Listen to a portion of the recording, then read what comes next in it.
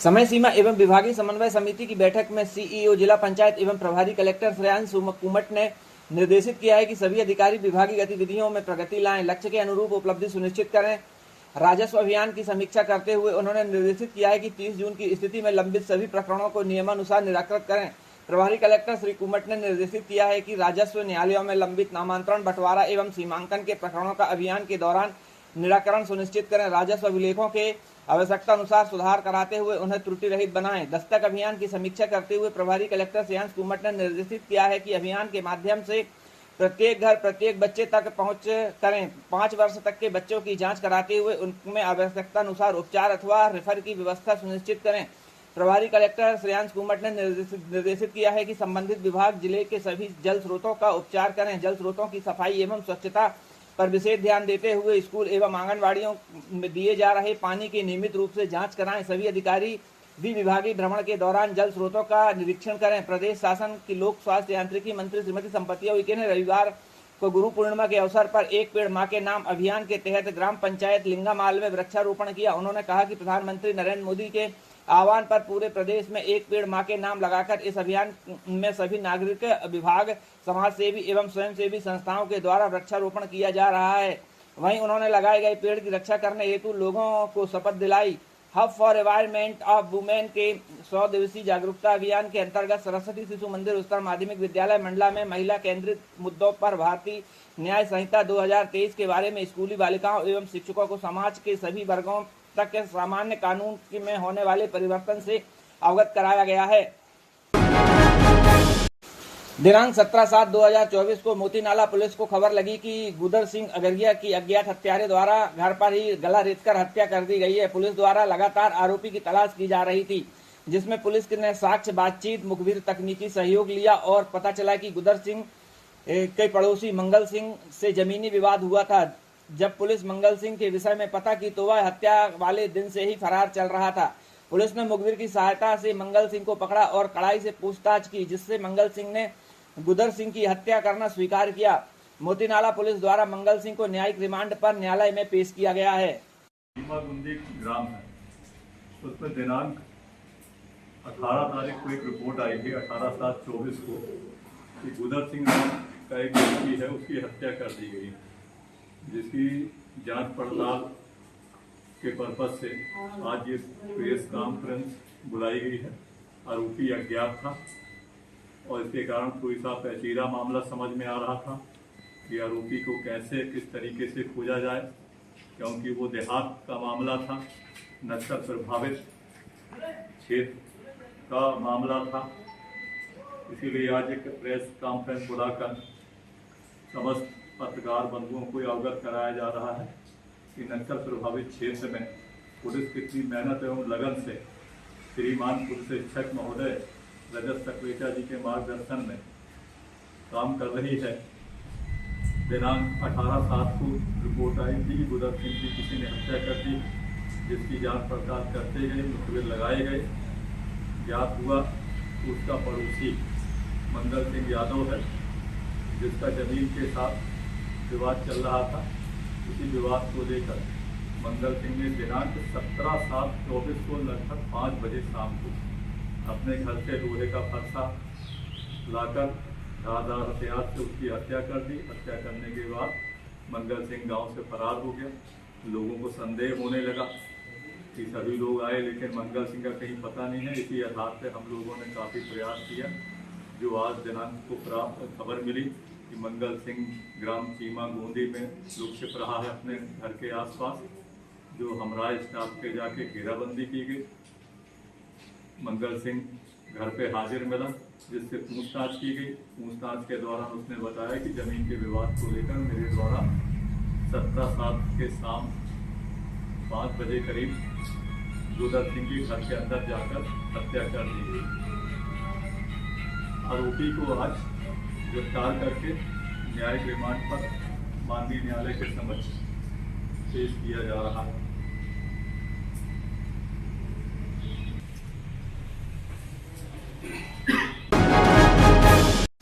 काशी विश्वनाथ वैदिक गुरुकुल जलहरी घाट ग्राम गाजीपुर मंडला में बड़े ही धूमधाम के साथ गुरु पूर्णिमा पर्व मनाया गया और गुरुकुल में गुरु पूर्णिमा के उपलक्ष्य में चतुर्वेद सत्कम पारायण महायज्ञ किया गया। साथ ही कुछ ही समय पहले निर्मित महर्षि दयानंद सभागार का उद्घाटन भी किया गया। चतुर्वेद सत्कम पारायण महायज्ञ संपन्न होने के पश्चात गुरुकुल के आचार्यों व बाहर से आए विद्वानों के द्वारा उपदेश दिया गया।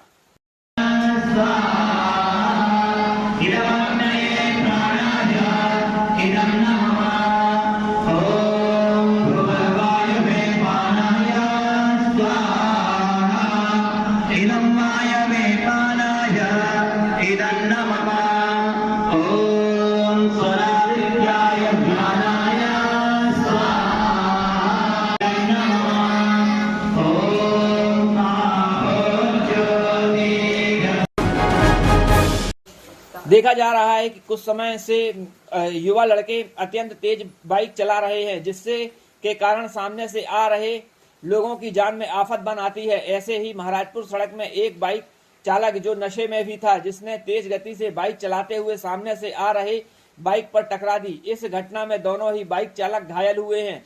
108 एम्बुलेंस की मदद से दोनों को इलाज के लिए जिला अस्पताल भेजा गया है। इस तरह से नशे में अत्यंत तेज बाइक चलाने वाले पर कठोर कार्रवाई होना आवश्यक है, क्योंकि ऐसे नशेड़ी दूसरों के लिए आफत बन जाते हैं।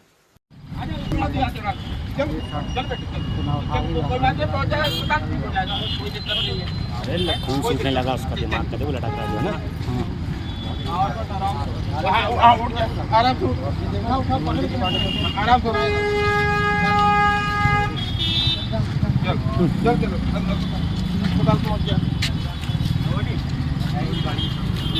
गाड़ी ये है, ये वाली एक गाड़ी का है, वो नहीं, वो दूसरी है। हाँ सब वहीं रख दे भाई भाई, परेशान ना लेटे रहे अस्पताल जा रहा है। चल इसके साथ में कोई नहीं। हृदयनगर चौकी में शिकायत दर्ज के आधार पर पुलिस ने राकेश सिरसाम नामक व्यक्ति को पकड़ा, जो अपने आप को बिजली विभाग का लाइनमैन बताकर लोगों से पैसा वसूलता था।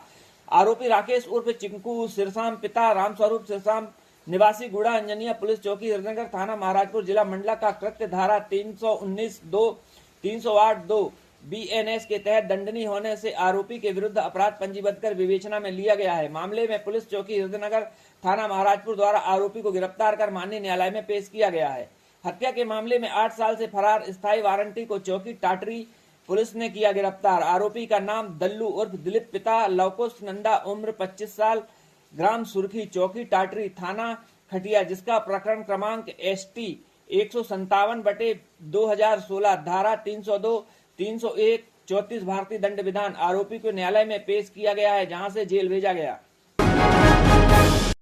सोमवार को जिला योजना भवन में सभा कक्ष में आयोजित जिला जल एवं स्वच्छता समिति की बैठक का आयोजन किया गया। बैठक में कैबिनेट मंत्री श्रीमती संपतिया उइके के मुख्य आतिथ्य में आयोजित की गई। बैठक में विधायक निवास चैन सिंह वरगड़े, विधायक बिछिया नारायण सिंह पट्टा, प्रभारी collector Shreyansh Kumat, SDM Mandla JP Yadav सहित विभागीय अधिकारी कर्मचारी मौजूद रहे। बैठक में प्रधानमंत्री के द्वारा दिए गए जल जीवन मिशन और जल संरक्षण के संदेशों और वीडियो फिल्म के माध्यम से प्रदर्शित किया गया। इस अवसर पर जल जीवन मिशन की सफलता पर आधारित सफलता की कहानियां एवं ग्रामीणों की जुबानी का भी प्रसारण किया गया। प्रदेश शासन की लोक स्वास्थ्य यांत्रिकी मंत्री श्रीमती संपतिया उइके ने कहा है कि जल जीवन मिशन का उद्देश्य दूर सुदूर के ग्रामीण क्षेत्रों के घरों में नल कनेक्शन के माध्यम से सुरक्षित और पर्याप्त पेयजल उपलब्ध कराना है, जिससे लोगों को साल भर जल की आपूर्ति हो सके। उन्होंने कहा कि यह उद्देश्य सभी सफल होगा जब जल जीवन मिशन की योजनाओं का संचालन और क्रियान्वयन प्रभावी ढंग से हो सके। जल जीवन मिशन का कार्य सामुदायिक दृष्टिकोण पर आधारित होगा, जिससे जल जीवन मिशन के उद्देश्यों को पूरा किया जा सके। मंडला के जनपद पंचायत घुघरी के अंतर्गत ग्राम देवहार बमनी में डायरिया की चपेट में लगभग 18 लोग आ गए। ग्रामीणों का आरोप था कि उल्टी दस्त से ग्रसित ग्रामीणों को उचित उपचार नहीं मिल पा रहा है। इस बीमारी की सूचना देवहार बमनी के सरपंच के द्वारा विधायक नारायण सिंह पट्टा को दी गई, तो उन्होंने तत्काल CMHO एवं सिविल सर्जन डॉक्टर विजय धुर्वे को सूचना दी। वहीं उन्होंने यह भी बताया कि घुघरी में पदस्थ BMO उपलब्ध रहते नहीं हैं और न ही फोन रिसीव करते हैं। वर्तमान में देवहार बमनी में ग्रामीण जो उल्टी दस्त से ग्रसित हैं वह घरेलू उपचार के भरोसे ही हैं, जबकि उक्त बीमारी से 2 लोगों की मौत भी हो गई है। फिर भी स्वास्थ्य विभाग का अमला इस मामले को गंभीरता से नहीं ले रहा है। वर्तमान में स्वास्थ्य विभाग द्वारा ग्रामीणों का उपचार किया जा रहा है व कुछ लोगों को प्राथमिक स्वास्थ्य केंद्र घुघरी में भर्ती भी किया गया है, जिनके स्वास्थ्य में सुधार भी आ रहा है। वहीं बताया गया है कि बारिश के इस मौसम में ग्रामीणों ने शायद झिरिया का पानी पिया होगा, जिससे डायरिया फैला हुआ है। वैसे अब मरीजों की स्थिति में सुधार आ रहा है। वहीं स्वास्थ्य विभाग की नजर मरीजों के स्वास्थ्य पर है, लगातार दवाइयां वितरित भी की जा रही हैं। वहीं इसकी खबर पीएचई विभाग को भी दी गई है। पीएचई विभाग के द्वारा ग्राम के कुआं, झिरिया व नलकूप, हैंडपंप में दवाइयां डाली जा रही हैं। वहीं ग्रामीणों को बताया गया है कि वे झिरिया का पानी ना पिएं।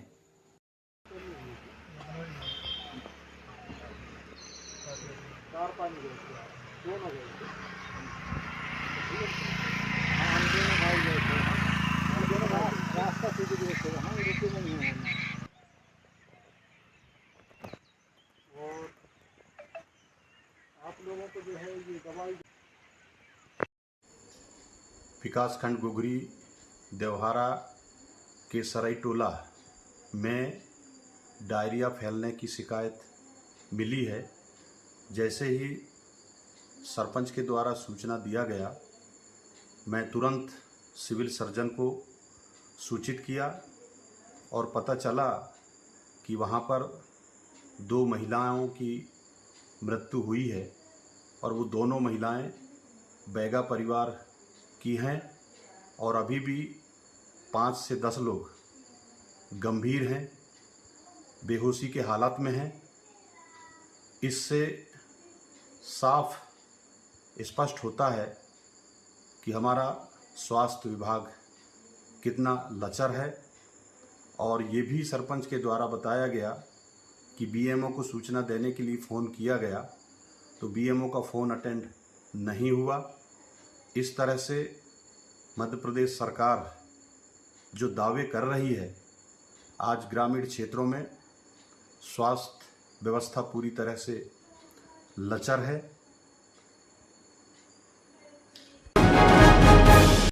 गुरु पूर्णिमा के पावन अवसर पर दादा धनीराम समाधि स्थल आश्रम में विशाल भंडारे का आयोजन किया गया, जहां स्थानीय भक्तों के अलावा दादाजी के भक्त अन्य प्रांतों शहरों से भी आए। उन्होंने भंडारे में भाग लिया।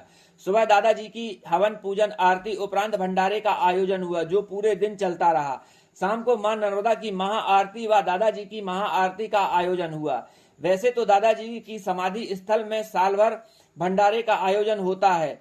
लोगों की यहाँ मनोकामनाएं पूर्ण होती हैं, जिसके कारण दादाजी के भक्त देश ही नहीं विदेशों में भी हैं, जो दादाजी के दर्शन के लिए महाराजपुर दादा धनी आश्रम आते हैं और दादाजी का आशीर्वाद प्राप्त करते हैं।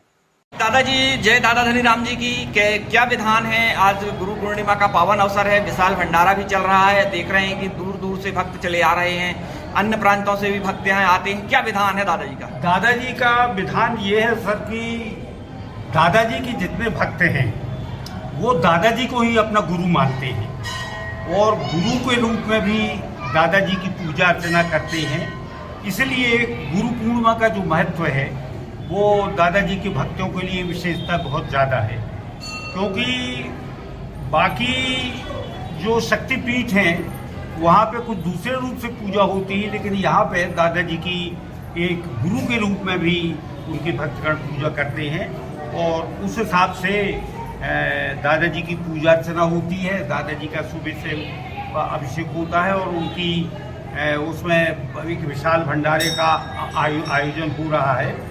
और इसके अलावा आपके जो है श्रावण में अखंड रामायण का पाठ भी होता है और विभिन्न प्रांत के लोग यहाँ आते हैं और पूरी जो भक्त हैं कट्टर उनको छोड़ के आम जनता भी दादाजी को मानती है और उनकी आराधना करती है। ये देखा गया है कि जैसे गुरु पूर्णिमा है, इसके अलावा भी यहाँ पर भंडारे तो चलते हैं। गुरुवार को देखा गया है कि गुरुवार को भी भंडारा यहाँ पे होता है, अन्य भक्त भी यहाँ आते हैं, अपने अपने तरीके से यहाँ भंडारा करवाते हैं। पर ऐसे कौन से पावन अवसर होते हैं जहाँ साल भर में यहाँ भंडारा चलता है? अब ऐसा है कि 2 महत्वपूर्ण पर्व होते हैं। एक तो दादाजी की पुण्यतिथि जिसमें उन्होंने निर्वाण प्राप्त किया था, उसमें भी बहुत विशाल भंडारा होता है और 2 दिन चलता है, एक दिन के अंतराल से, और गुरु पूर्णिमा में होता है। इसके अतिरिक्त भी क्या है, कई भक्त जो हैं संकल्पित रहते हैं कि कुछ कारणों से उनकी मनोकामना पूरी होती है तो वो दिन भर भंडारा कराते हैं, 12 घंटे का भंडारा, और इस प्रकार से एक परंपरा बन गई है। तो वो भंडारा भी होते रहते हैं, अर्थात किसी भक्त की कोई विशिष्ट मनोकामना पूरी होने के बाद वो विशाल भंडारा कराता है यहाँ पे। ऐसी यहाँ की परंपरा है। जी, जब से हमने वो संभाले देखे हैं कि आप यहाँ पर नित्य लगे रहते हैं, बाबा जी की, दादाजी की भक्ति में लगे रहते हैं, तो आप दादाजी के विषय में कुछ बातें बताते। दादाजी की, दादा धनीराम जो है वो एक ओघड़ संत थे, इसके अतिरिक्त वैष्णवी संत भी हैं, और दोनों शक्तियाँ प्राप्त हैं दादाजी को, ओघड़ भगवान शिव की शक्ति और वैष्णवी शक्ति। और इनकी सबसे बड़ी विशेषता ये है कि ओघड़ शक्ति होते हुए भी इनकी पूजा वैष्णवी ढंग से होती है। वैष्णवी ढंग से धूप कपूर की जोत जलाएं, नारियल फूल चढ़ाएं, दादा जगमग जगमग दीप जलाएं, इस दिन पूरी आरती गावें। तो ये सामान्य भक्त भी इससे पूजा कर लेता है। और यहाँ पे 1927 से दादाजी आए और दादाजी ने लोगों का कष्ट दूर किया। इस प्रकार से परोक्ष रूप से ये कहा जा सकता है कि ये एक विशाल अस्पताल का रूप भी है आश्रम, जिसमें दादाजी भक्तों के कष्टों को दूर करते हैं, उनको रोग मुक्त करते हैं। ये इस आश्रम की एक विशेषता है। जी, जैसा कि कोई ऐसा भक्त रहा हो जिसके शारीरिक कष्ट अचानक दूर हो गए हों। जबलपुर के सन 51-52 में बनारसी दास एक ठेकेदार थे लकड़ी के, जिनकी जनरेशन अभी भी है। तो उनके एक पैर में लकवा लग गया था, तो वो दादाजी के यहाँ आए थे, जिसका उल्लेख किताब में भी दिया है दादाजी की। और दादाजी की कृपा से उनका पैर ठीक हो गया। उनका एक लड़का था, वो भी अपंग पैदा हुआ था और खड़े नहीं हो सकता था, तो वो भी दादाजी ने इतना उसको कर दिया कि बैसाखी के सहारे वो चलने लगा। इसके बाद उन्होंने बनारसी दास जी ने एक धर्मशाला भी यहाँ बनवाई थी। इसके अतिरिक्त जो है यहाँ पे एक बसंत पंडित जी थे जो भंडारा बनाते थे, उनको गले का कैंसर हो गया था। ये भी बात 54-55 की है। और लोग कहते थे लो दादाजी की भक्ति कर रहे हो, कैंसर हो गया उनका और सहरा। पर देखिए दादाजी की महान कृपा, कैंसर जैसी बीमारी, और बम्बई के टाटा मेमोरियल अस्पताल में उनका फ्री में इलाज किया, वो पूर्ण स्वस्थता को प्राप्त करके 85 साल तक वो जिए और उन्होंने शरीर प्राप्त किया। इसके अतिरिक्त सैकड़ों उदाहरण हैं। असाध रोगान व्यक्ति ये कृता जना कांचन वर्ण रेहाय, अबंगलांडम्बर वेददारी रेजेशन मंगल दान वीर है, स्वसाध रोगा कठिना सैया विनाशता कर्मभोग सत्या, चिकित्सा प्रसन्न भूपेता संवेद विचित्र शक्ति। दादाजी की भक्ति असाध्य रोगों को दूर कर भक्त की काया कंचन की तरह करते हैं, और वो फिर आगे जाके दान करते हैं। भक्त अपने प्रयास से दादाजी की पूजा अर्चना करके रोग मुक्त होते हैं, उनकी काया कंचन की तरह होती है। ये दादाजी की धन्वंतरी और श्री कुमार देवों की शक्ति है। आपने आज दादाजी के विषय में बताया। भक्तों के ऊपर दादाजी की कृपा हमेशा बनी रहे। जय दादा धनीराम। जय दादा।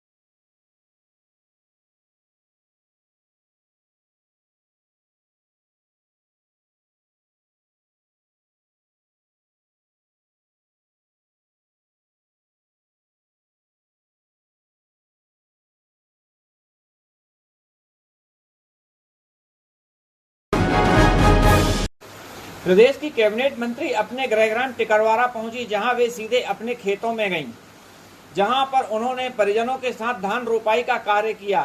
मंत्री महोदया ने खेतों को प्रणाम किया और सीधे खेतों में प्रवेश कर गईं, जहां उन्होंने अपने परिजनों के साथ धान की रोपाई का कार्य किया। उन्होंने बताया कि पहले वे किसान हैं और किसान की माता पिता उसके खेत ही होते हैं, तो उनका पहला कर्तव्य है कि वे अपने खेतों में काम करें। वे हर साल गेहूं व धान की रोपाई का कार्य स्वयं करती हैं, जिसके चलते वे अपने खेत पहुंची और धान की रोपाई का कार्य किया।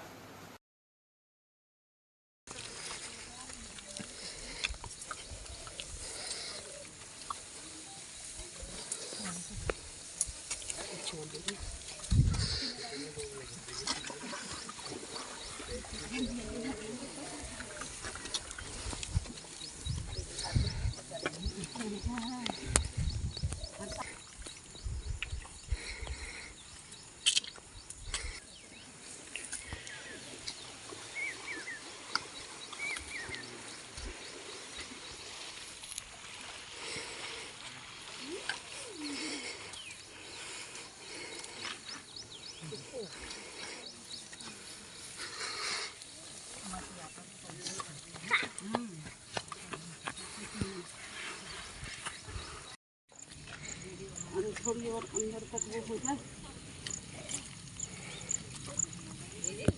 मकाई नहीं है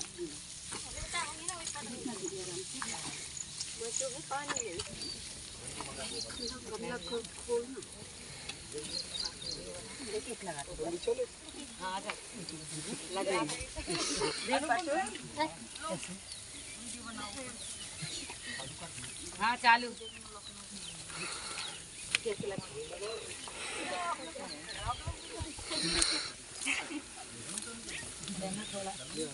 एक खेत छोड़ देना नरोत्तम अंकल और ये भैया के लिए समाधार भूता महीस्वरूपे यथास्थितासि अपां स्वरूप स्थितया त्वयिता दास्यायते कृष्णमनङ्गदीदी। थोड़ा दूर तो नहीं थे फोटो खिंचवा रहे